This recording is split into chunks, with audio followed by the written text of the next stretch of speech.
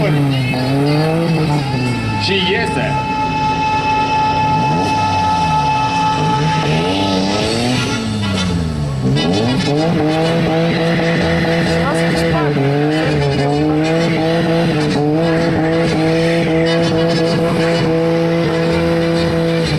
Dar pe roata pe stânga nu se învârte. Ba da.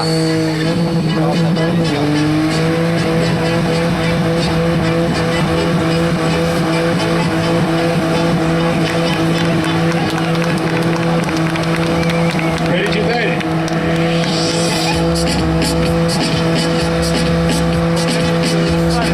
Cât bum!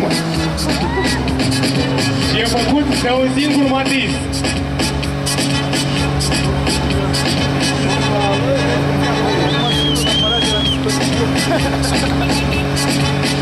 Felicitări maxime proprietarului și șoferului, bineînțeles.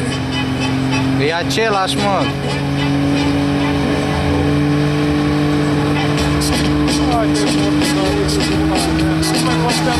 Gândiți-vă, dragi spectatori, că acesta este un matiz stoc aproape.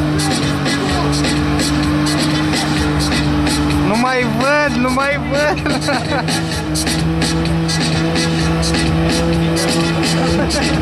E abia începutul și noi abia am umplut parcarea de fum.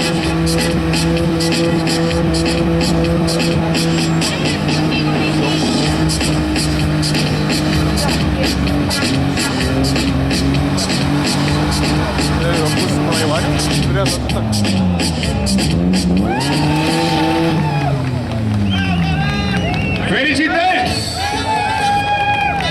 Haideți să-l aplaudăm cu toții pentru că merită!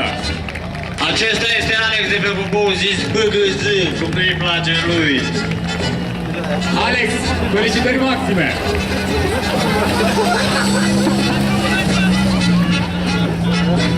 Acum trebuie să vedem cum o să-și scoate fumul din mașina lui. Adun stingătoare. Alex, bravo, s-a chinuit săracul Alex o lună de zile. A instalat tot felul de prostii pe acolo, dar în final a reușit. Îl chemau la curățat parcarea în final. Bravo, Alex. Spune că e un matiz turbo.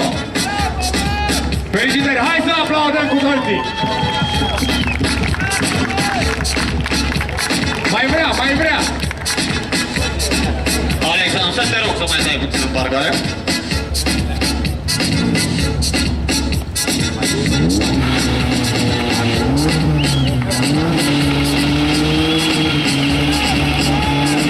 Așa, Alex, este sfântei de acolo și dintr-un matiz. Ceva mai deosebit aici la noi. Bravo! Avem și un... Bravo! Nu.